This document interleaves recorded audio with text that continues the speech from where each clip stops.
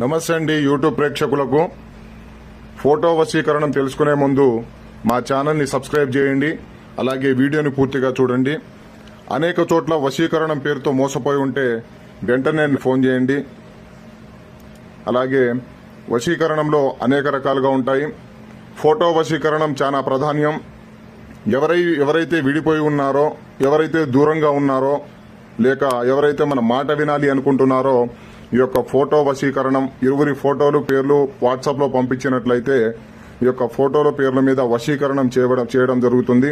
ఈ యొక్క వశీకరణం చేసిన 24 గంటల నుంచే మార్పు రావడం మొదలవుతుంది.